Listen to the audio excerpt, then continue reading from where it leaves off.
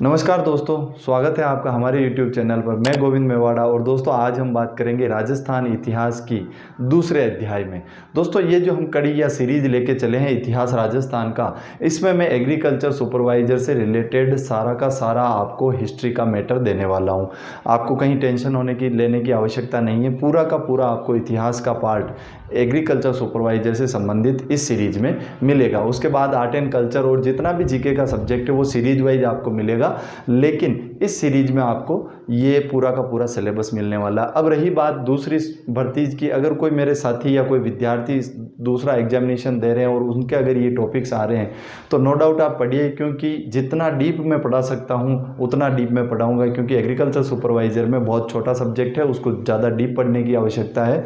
तो दोस्तों इस सीरीज के दूसरे अध्याय में हम बात करेंगे इतिहासकारों के बारे में कि राजस्थान का इतिहास जिसे आज हम पढ़ते हैं उसकी नींव किसने रखी है, वो लिखा किसने था और कहाँ से एग्जामिनेशन में क्वेश्चन पूछे जाते हैं। तो कुछ व्यक्तित्व की, तो वो बहुत बड़ा व्यक्तित्व है इतिहास के संबंध में, Colonel James Tod. Colonel James Tod, देखिए इतिहासकार बहुत हुए हैं राजस्थान में, इतिहास भी बहुतों ने लिखा है, लेकिन जो राजस्थान के इतिहास को आधुनिक आयाम दिए या आधुनिक इतिहास जो लिखा वो इन्होंने लिखा। अब दोस्तों इनके बारे में बहुत बार पूछा जाता है, थोड़ा सा हम डीप पढ़ेंगे कि क्या जनरल जेम्स टॉड थे कौन, कहाँ के थे, भारत क्यों आए थे और इन्होंने इतिहास लिखने के पीछे क्या क्या अपने कार्य किए। तो दोस्तों अगर बात करें तो कर्नल जेम्स टॉड का जन्म, कर्नल जेम्स टॉड का जन्म 17 मार्च 1782, 17 मार्च 1782 को हुआ था।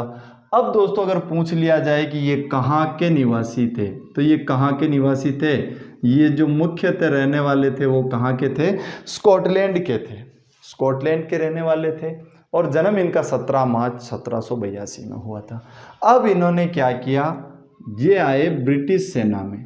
किस में आए दोस्तों, ये आए ब्रिटिश सेना में और ब्रिटिश सेना में अधिकारी के पद पर नियुक्त हुए और अधिकारी के पद पर नियुक्त होने के बाद ये कहाँ आए, ये राजस्थान आए, ये राजपूताना में आए, आ गए। अब यहाँ पे ये जब अपना कार्य कर रहे थे तो इनका जो दिलचस्पी है वो इतिहास लेखन की तरफ गई, इतिहास लिखने की तरफ गई। तो इन्होंने पूरे राजस्थान में पिछली वंशावलियों, पिछले इतिहास के सोर्स, उसमें शिलालेख हो सकते हैं, ताम्रपत्र हैं, कई सारे इतिहास के स्रोतों के आधार पर इन्होंने आधुनिक राजस्थान का इतिहास लिखा और उसी कारण इनको राजस्थान में इतिहास का, उसी कारण इनको राजस्थान में इतिहास का जनक, इतिहास का जनक, इतिहास का पिता या इतिहास का पितामह कहा जाता है। यह हो गई दोस्तों, राजस्थान में इतिहास का जनक किसे कहा जाता है, कर्नल जेम्स टॉड को। इतिहास का पिता किसे कहा जाता है, कर्नल जेम्स टॉड को। और इतिहास का पितामह किसे कहा जाता है, कर्नल जेम्स टॉड को। ये हो गई इनकी उपाधि की बात की, क्वेश्चन पूछा जाता है। फिर दूसरी एक उपाधि इन्हें कहा जाता है घोड़े वाले बाबा। क्या कहा जाता है दोस्तों, घोड़े वाले बाबा। अब इसके संदर्भ में एक व्यक्तित्व या जनश्रुति है कि ये जो इतिहास लेखन का कार्य करते थे या इतिहास की सामग्री का जो कलेक्शन किया था वो किस पर बैठ कर किया था, घोड़े का उपयोग करके किया था, या घोड़े पर जाते थे। ये कहाँ पर जाते थे, घोड़े पर बैठ कर जाते थे जहाँ भी इन्हें इतिहास लेखन का कार्य करना होता था। इसीलिए इनको क्या कहा जाने लगा, घोड़े वाला बाबा कहा जाने लगा।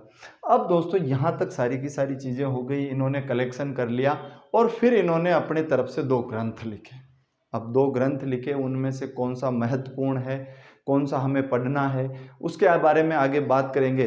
लेकिन उससे पहले हम थोड़ी सी बात करेंगे इनकी पर्सनल लाइफ की, और आप कहेंगे कि क्यों कर रहे हैं, तो आगे उपयोग आएगी। इनकी पत्नी का नाम क्या था, तो जूलिया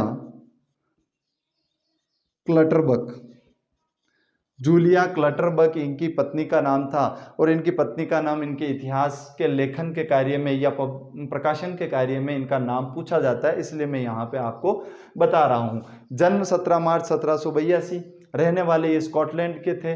अंग्रेज अधिकारी के रूप में ये राजपूताना या राजस्थान में आए और उसके बाद में इन्होंने इतिहास लेखन का कार्य किया, इसीलिए इनको राजस्थान के इतिहास का जनक, राजस्थान के इतिहास का पिता या राजस्थान के इतिहास का पितामह कहा जाता है। अब दूसरी बात करें, इनको घोड़े वाला बाबा भी कहा जाता है। उसके बाद इनकी पत्नी की अगर नाम पूछ लिया जाए तो जूलिया क्लटरबर्ग इनकी पत्नी का नाम था। और उसके बाद दोस्तों अगर हम बात करें तो इन्होंने कुछ स्थानों को संज्ञा दी थी। क्या संज्ञा दी थी या क्या उपाधियां दी थी? हल्दी घाटी, दिवेर और आता है गुरु शिखर। ये क्वेश्चन बहुत पूछे जाते हैं, 100% पूछे जाते हैं। स्टार मार्क करिएगा, एक साथ लिखा रहा हूं क्योंकि याद आएगा। जब हल्दी घाटी पढ़ेंगे वहां भी आपको पढ़ लिया जाएगा, लेकिन यहां मैं इनके साथ आपको बता रहा हूं। कर्नल जेम्स टोड ने इन 3 स्थानों को अपने हिसाब से अपनी book annals and antiquities of Rajasthan में, जिसके बारे में हम आगे पढ़ेंगे, इन्होंने कुछ मान्यताएं या कुछ उपाधियां दी है। इन्होंने हल्दी घाटी को मेवाड़ की थर्मोपल्ली कहा, मेवाड़ की थर्मोपल्ली, थर्मोपल्ली। उसके बाद दूसरी बात करें, इन्होंने दिवेर को कहा है मेवाड़ का मैराथन, मेवाड़ का मैराथन। क्वेश्चन पूछा जाता है मेवाड़ का मैराथन किसे कहा गया? तो दिवेर को कहा गया। किसने कहा? तो कर्नल जेम्स टोड ने कहा। किस में कहा? तो annals and antiquities of Rajasthan नामक पुस्तक में कहा। उसके बाद बात आती है गुरु शिखर। तो गुरु शिखर को इन्होंने संतों का शिखर कहा है। क्या कहा है दोस्तों? इन्होंने संतों का शिखर कहा है। तो ये 3 जो उपाधियां हैं ये एग्जाम में बहुत बार रिपीट हुई है, पूछी गई है, इसलिए मैंने आपको यहाँ लिखा है। इनको आप थोड़ा सा स्टार मार्क कर लेना, हाईलाइट कर लेना, इंपॉर्टेंट लिख देना। आपका ये जो इनकी नॉर्मल जानकारी थी, यहाँ से बहुत बार क्वेश्चन पूछे हुए हैं। ये क्वेश्चन अक्सर पूछा जाता है। इनके मूल निवास का स्थान पूछा जाता है, घोड़े वाले बाबा पूछा जाता है, इनकी पत्नी का नाम पूछा जाता है और तीनों उपाधियां पूछी जाती है। अब दोस्तों इसके बाद हम बात करेंगे इन्होंने जो 2 पुस्तकें लिखी थी उसके बारे में। पुस्तक कब लिखी थी, कब प्रकाशित हुई थी और इन पुस्तकों में क्या क्या वर्णन मिलता है, मुख्यतः जो राजस्थान एग्रीकल्चर ही नहीं सारे एग्जामिनेशन में पूछा जाता है। अब दोस्तों अगर हम बात करें इनकी बुक की, तो उससे पहले आप अगर इसका स्क्रीनशॉट लेना चाहते हैं तो ले लीजिए, उसके बाद हम अगला इसमें पढ़ेंगे। तो दोस्तों अगर हम बात करें इनकी पहली पुस्तक annals and antiquities of Rajasthan, इनकी जो प्रथम पुस्तक थी उसका नाम था annals and antiquities of Rajasthan. देखिए दोस्तों एक बात और मैं क्लियर कर दूं कि अगर यहाँ पे कुछ लिखावट आपको बिल्कुल भी समझ में नहीं आती है, आप वर्ड पे जाइए, आपको घबराने की कोई भी आवश्यकता नहीं है, क्योंकि मैंने अपने हर वीडियोस में नीचे की लाइन में आपको पूरा का पूरा जो मटेरियल मैं आपको वर्बली पढ़ाता हूँ वो सारा का सारा मैंने आपको नीचे दिया है। आप स्पीड धीरे करके लिख सकते हैं, आप उसको आराम से देख के लिख सकते हैं और यहाँ से भी लगभग ये आपको विजिबल रहेगी। तो अगर हम बात करें इनकी प्रथम पुस्तक की, तो प्रथम पुस्तक का नाम पूछा जाता है और बहुत ज़्यादा पूछा जाता है, annals and antiquities of Rajasthan. अब इसके बारे में क्या पूछा जाता है? ये राजस्थान इतिहास का विश्वकोश कहलाता है। ये क्या कहलाता है? राजस्थान के इतिहास का विश्वकोश। क्यों? बहुत सारे इतिहासकारों ने इसी को आधार मान के बाद में अपने इतिहास लेखन का कार्य किया है। और सर्वप्रथम अगर आधुनिक इतिहास की पूर्ण इतिहास की बात की जाए तो इन्होंने लिखा था, कौन सी पुस्तक में लिखा था? Annals and antiquities of Rajasthan में लिखा था। अब उसके बाद दोस्तों हम बात करें, क्वेश्चन पूछा जाता है इसी का दूसरा नाम, इसी पुस्तक का दूसरा नाम। अब इस पुस्तक के दूसरे नाम में कंफ्यूज होते हैं, इनके एक पुस्तक और है कहीं कहीं the western state of India नाम से, उसके ऑप्शन में होने से आदमी हमारे विद्यार्थी कंफ्यूज होते हैं। और अगर इस किताब के दूसरे नाम की बात करें तो the central and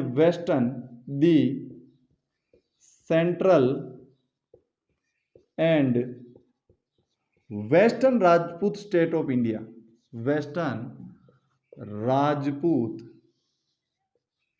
state of India, ये इस पुस्तक का दूसरा नाम था। Annals and antiquities of Rajasthan, जो राजस्थान के इतिहास का विश्वकोश कहा जाता है, उसके अगर हम दूसरे नाम की बात करें तो the central and western Rajput state of India, इसी पुस्तक का दूसरा नाम था। अब दोस्तों क्वेश्चन पूछा जाता है, annals and antiquities of Rajasthan नामक पुस्तक कितने भागों में प्रकाशित हुई थी? तो कितने भागों में प्रकाशित हुई थी? 2 भागों में, प्रथम भाग और इसका द्वितीय भाग। अब ये क्वेश्चन पूछा हुआ दोस्तों एक बार कांस्टेबल में कि प्रथम भाग का प्रकाशन कब हुआ था, द्वितीय भाग का प्रकाशन कब हुआ था, इसीलिए मैं यहाँ आपको बता रहा हूँ कि अगर क्वेश्चन पूछ लिया जाए annals and antiquities of Rajasthan नामक पुस्तक कितने भागों में प्रकाशित हुई थी? 2 भागों में। अब कब कब को हुई थी? प्रथम भाग का जो प्रकाशन हुआ था सन 1829 ईस्वी में हुआ था, और अगर हम द्वितीय प्रकाशन की बात करें या द्वितीय भाग के प्रकाशन की बात करें तो 1832 में दूसरे अध्याय का या दूसरे भाग का आपका प्रकाशन हुआ था।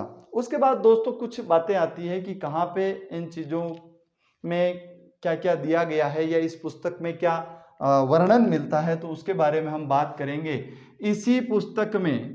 इसी पुस्तक में मैंने आपको बताया था हल्दी घाटी को मेवाड़ की थर्मोपल्ली कहा, इसी पुस्तक में दिवेर को मेवाड़ का मैराथन कहा, और इसी पुस्तक में गुरु शिखर को क्या कहा? गुरु शिखर को संतों का शिखर कहा। दोस्तों बहुत बड़ी बुक है, पूरा इतिहास है, हम सारा तो नहीं पढ़ सकते, लेकिन ये क्वेश्चन पूछे हुए हैं, ये हमें पढ़ने आवश्यक हैं। अब दोस्तों फिर पूछा जाता है इस पुस्तक का संपादन किसने किया था? संपादन करता कौन था इस पुस्तक का? तो इसका संपादन जो किया था वो विलियम क्रुक ने किया था।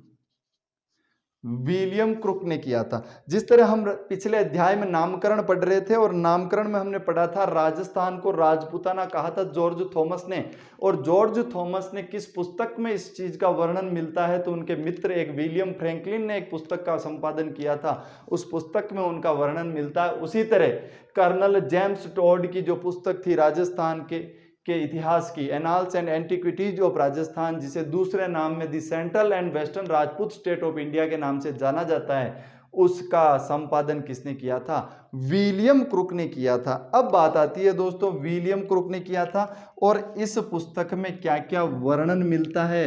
इस पुस्तक में राजस्थान के लिए रायथान और राजस्थान के लिए रजवाड़ा शब्द का प्रयोग किया गया था। क्वेश्चन पूछा जाता है राजस्थान के लिए रायथान शब्द किसने दिया था? कर्नल जेम्स टॉड ने दिया था। किस में दिया था?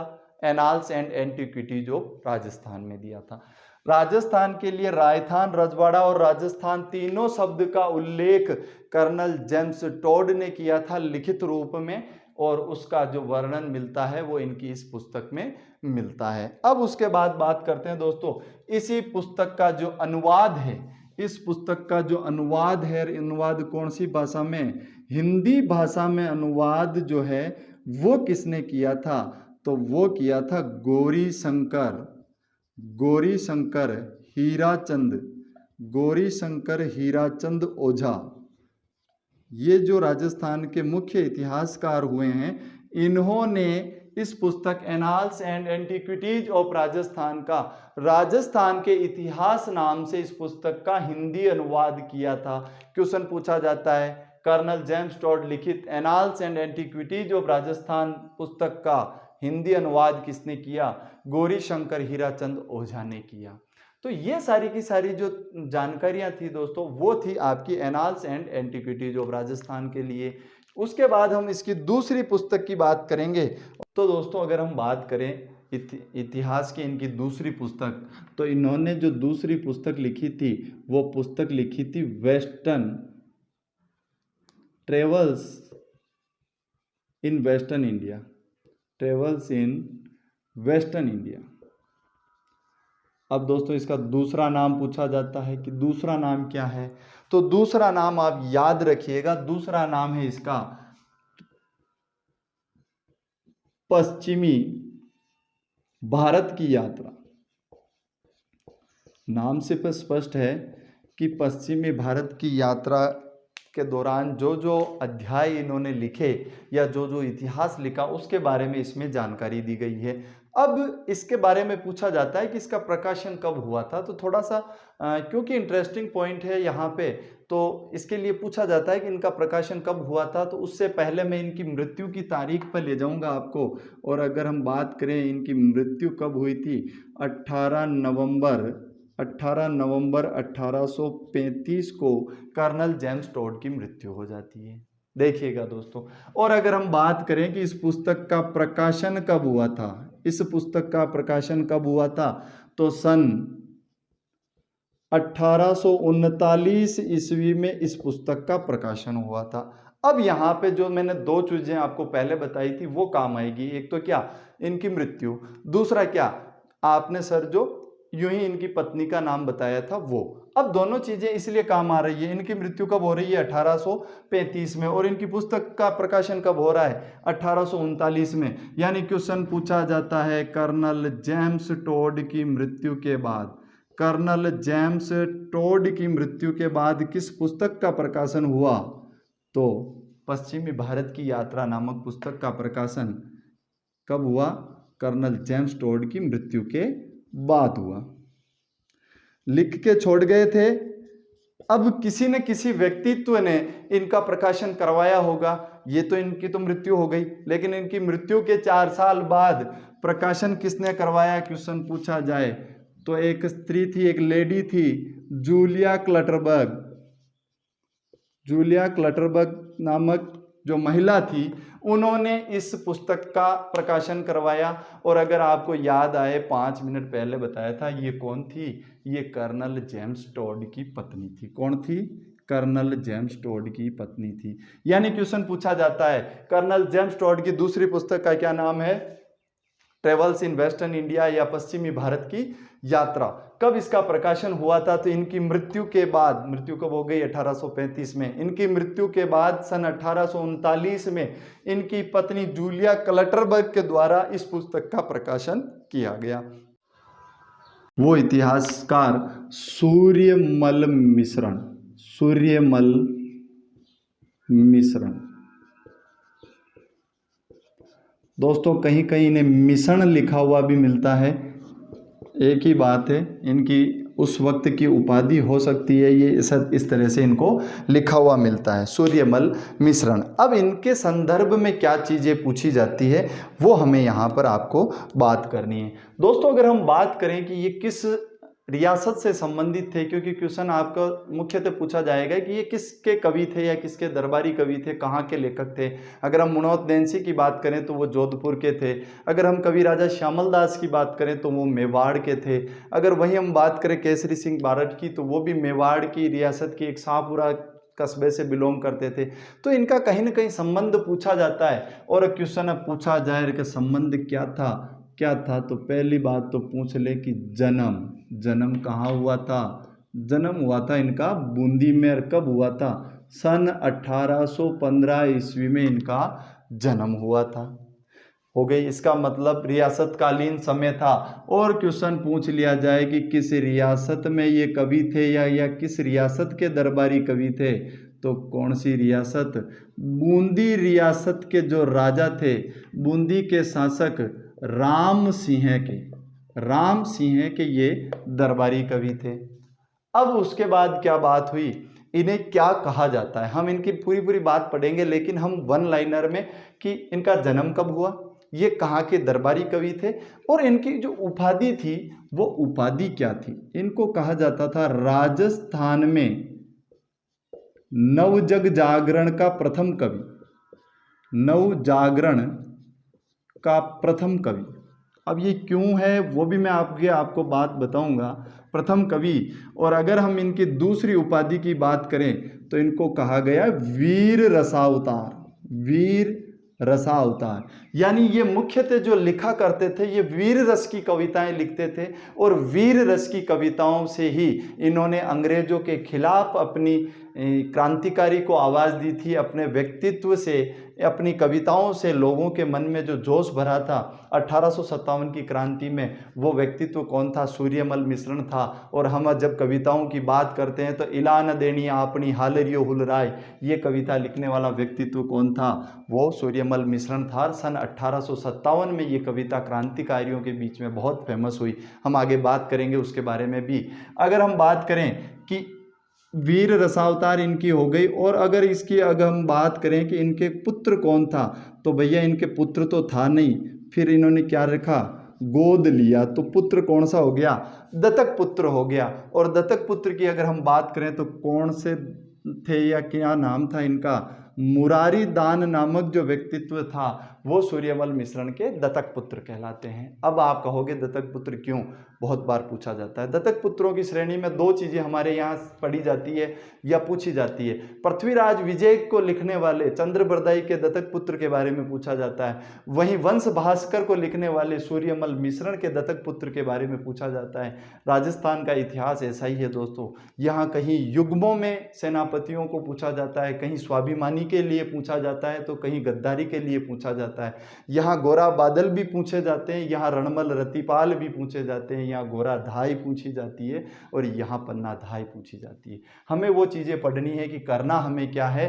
हमें इनके जन्म की बात जानकारी हो गई, ये किस रियासत के थे ये जानकारी हो गई, इन्हें क्या कहा जाता था ये जानकारी हो गई। अब हमने पढ़ लिया कि इनके जो पुत्र थे, इनके जो दत्तक पुत्र थे वो कौन थे? वो जो थे मुरारी दान थे। अब दोस्तों हुआ क्या देखना, सन 1835 में, कब? सन 1835 में दरबार में बैठे होंगे, बैठे बैठे राम सिंह जी ने कह दिया, किसको? सूर्यमल मिश्रण को, अब मिश्रण जी बूंदी का जो है इतिहास लिख दो। क्या लिख दो? बूंदी राज्य का या बूंदी शासकों का क्या कर लो आप? इतिहास लिख दो। और बूंदी राज्य का इतिहास लिखने की बात इनको राम सिंह ने कही, और बूंदी का इतिहास इन्होंने लिखना शुरू कर दिया, इतिहास शुरू किया। और उस आपके ग्रंथ को क्या नाम दिया? वंश भास्कर। क्या नाम दिया? वंश भास्कर। अब यहां से क्या क्वेश्चन पूछे जाते हैं दोस्तों, देखना।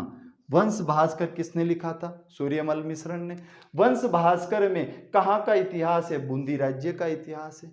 तो इस तरह से ये क्वेश्चन पूछे जाते हैं। और वंश भास्कर को लिखने का श्रेय या लिखने के लिए प्रेरित करने का श्रेय किस राजा को जाता है? कहाँ के दरबारी कवि थे? राम सिंह जी के कवि थे। राम सिंह जी ने 1835 में कहा था भैया लिख लो। अब इन्होंने लिखना शुरू किया, लेकिन ये पूर्ण नहीं कर पाए, और कहा जाता है ये 2500 पृष्ठों में है। बहुत बड़ा ग्रंथ है, महाकाव्य कह सकते हैं इसको। 2500 पृष्ठों का ये ग्रंथ है, और इस 2500 पृष्ठों के ग्रंथ को ये पूर्ण नहीं कर पाए। और पूर्ण करने की बात आए तो इस ग्रंथ को पूर्ण किसने किया था? इस ग्रंथ को पूर्ण किया था इनके दत्तक पुत्र, या इनके दत्तक पुत्र की मुरारी दान। क्वेश्चन सीधा सीधा दोस्तों।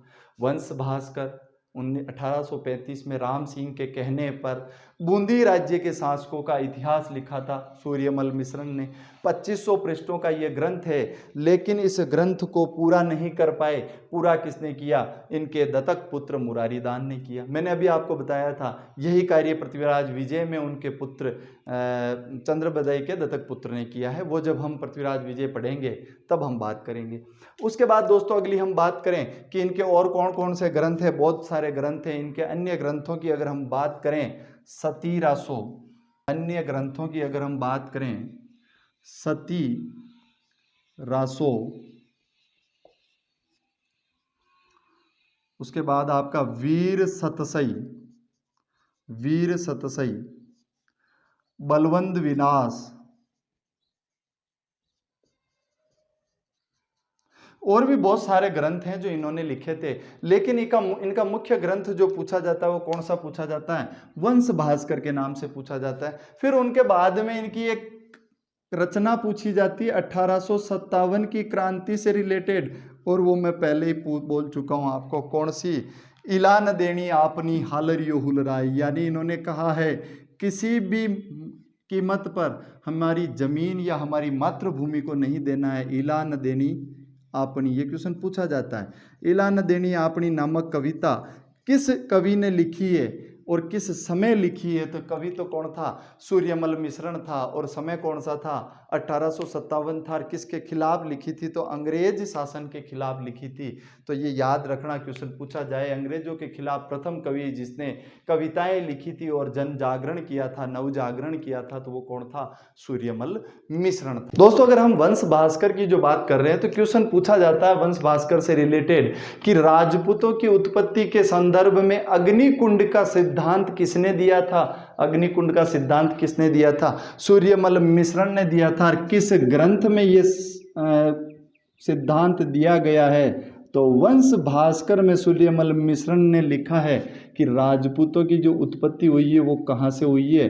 अग्निकुंड से हुई है। अब क्या है ये सिद्धांत, क्यों इसे अग्निकुंड का सिद्धांत कहा जाता है, हम आगे इसके रूप में चर्चा करेंगे।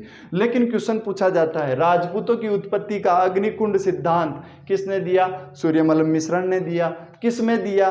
वंश भास्कर में दिया। अब दोस्तों हम बात करते हैं कि इनके अनुसार कहा गया कि गुरु शिखर पर एक यज्ञ हो रहा था और यज्ञ क्यों कर रहे थे?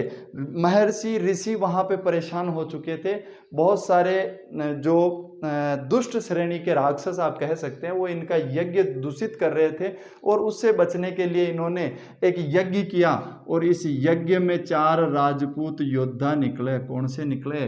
पहला प्रतिहार योद्धा, उसके बाद चालुक्य। ये अलग अलग वंश हैं राजपूत संप्रदाय में, राजपूतों में कि तो पहले इस अग्निकुंड से उत्पत्ति किनकी हुई? प्रतिहारों की हुई। उसके बाद चालुक्य की, और अगली बात करें तो हम परमार राजपूत निकले और सबसे लास्ट में कौन से निकले? चौहान राजपूत निकले। और चौहानों को इन चारों में सबसे ज़्यादा वीर की संज्ञा सूर्यमल मिश्रण जी ने वंश भास्कर में दी है। यहाँ जब हम इतिहास पढ़ते हैं ना आपका कुछ मानना है ना हमारा कुछ मानना है, हमें कहाँ से पढ़ना है और हमें कहाँ से पढ़ाना है, जहाँ से दे रखा है। तो सूर्यमल मिश्र जी ने एक सिद्धांत दिया है कि राजपूतों की उत्पत्ति कहाँ से हुई है। उनके हिसाब से राजपूतों की उत्पत्ति अग्निकुंड से हुई। बड़ा योगदान है, इन्होंने भी 1-2 ऐसी पुस्तकें लिखी है और इन्होंने पूरा जीवन राजस्थान के इतिहास को दे दिया। ये राजस्थान के रहने वाले नहीं थे तो क्वेश्चन क्या क्या पूछे जाते हैं हम उसके बारे में बात करेंगे। अगर हम बात करें कि इनका जन्म कब हुआ था, कहाँ हुआ था, तो 13 दिसंबर 1887, माफ़ कीजिएगा, 13 दिसंबर 1887 को इनका जन्म जो है वो कहाँ हुआ था? इटली में हुआ था। उसके बाद इन्होंने जो अपनी कर्मस्थली बनाई थी वो कर्मस्थली क्या है? वो कर्मस्थली जो है वो भारत थी और भारत में भी राजस्थान की एक रियासत, इसीलिए कौन सी रियासत? बीकानेर। तो इनकी कर्मस्थली के नाम से अगर हम जानें तो इनकी जो कर्मस्थली थी वो राजस्थान की बीकानेर रियासत थी। तो इसका मतलब इन्होंने जो अपना इतिहास लेखन का कार्य कहाँ रहकर किया? बीकानेर में किया। और इनके जो गुरु थे वो पंडित रामकरण आसोपा, पंडित रामकरण आसोपा नामक व्यक्तित्व इनके गुरु या शिक्षक रहे। इन्होंने इनसे हिंदी और इतिहास लेखन का कार्य सीखा और ये मूलतः निवासी इटली के थे। और अगर हम बात करें कि इनकी मृत्यु कब हुई थी, 22 नवंबर 1919 को बीकानेर में रहते हुए इनकी मृत्यु हुई। ये कहीं बाहर नहीं गए थे, यही इतिहास लेखन का कार्य कर रहे थे। तो इन्होंने इतिहास लेखन में मुख्यतः 2 पुस्तकें लिखी है। कितनी पुस्तकें लिखी है?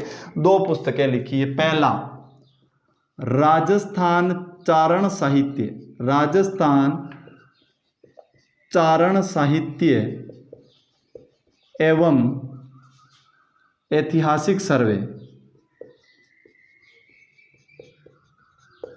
ऐतिहासिक सर्वे, ये इनकी प्रथम पुस्तक थी। उसके बाद अगर हम दूसरी पुस्तक की बात करें, पश्चिमी राजस्थान का व्याकरण, पश्चिमी राजस्थान का व्याकरण, ये इनके बारे में हो गया। दोस्तों अगर हमें कोई पूछ ले कि एलपी टेस्टिटोरी का जन्म कब हुआ था, 13 दिसंबर 1887 को इटली में इनका जन्म हुआ। ये निवासी मूलतः इटली के थे। बाद में इन्होंने अपनी कर्मस्थली भारत के राजस्थान में बीकानेर रियासत को बनाया और इसी रियासत में रहते हुए इनकी मृत्यु 22 नवंबर 1919 को हुई थी। इनके जो शिक्षक थे इतिहास लेखन का कार्य जिनसे इन्होंने सीखा था, रामकरण आसोपा जी थे, और 2 पुस्तकों का निर्माण इन्होंने किया था, चारण साहित्य या राजस्थान का चारण साहित्य एवं ऐतिहासिक सर्वे, और दूसरी पुस्तक थी पश्चिमी राजस्थान का व्याकरण। तो ये था दोस्तों जो एलपी टेस्टिटोरी के बारे में क्वेश्चन पूछे जाते हैं, मुख्यतः जो पॉइंट्स थे उनकी हमने डिस्कशन कर लिया। उसके बाद हम बात करेंगे इतिहास लेखन के बहुत बड़े नाम GH ओझा, या हम जिसे कहते हैं गौरी शंकर हीराचंद ओझा। गौरी शंकर हीराचंद ओझा। दोस्तों हम पहले जब कर्नल जेम्स टोड पढ़ रहे थे तभी हमने बात कर ली थी कि उनके annals and antiquities of Rajasthan नामक पुस्तक का हिंदी अनुवाद किसने किया?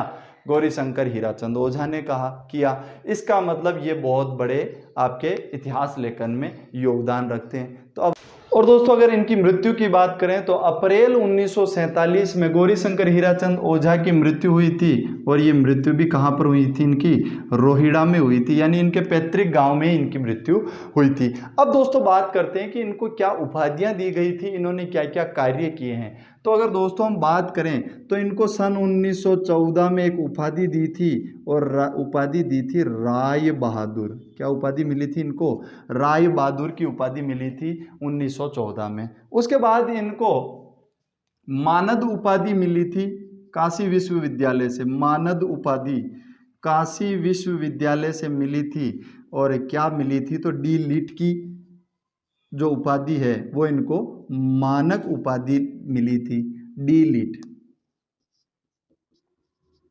अब दोस्तों यहाँ आते हैं इनके इतिहास लेखन के कार्य। ये हो गई इनकी जनरल आइडेंटिफिकेशन, क्या थे, क्या उपाधियाँ थी, क्या मानद उपाधि थी। अब इनके अगर हम इतिहास की बात करें तो सर्वप्रथम इन्होंने इतिहास लेखन का कार्य शुरू किया, और इन्होंने क्या लिखा था? सिरोही राज्य का इतिहास। क्या लिख दिया इन्होंने? सिरोही राज्य का इतिहास लिख दिया। हो गई बात, सिरोही का लिख दिया। उसके बाद इन्होंने क्या किया? इन्होंने annals and antiquities of Rajasthan नामक ग्रंथ जो कर्नल जेम्स टोड का था उसका हिंदी अनुवाद किया। Annals and antiquities of Rajasthan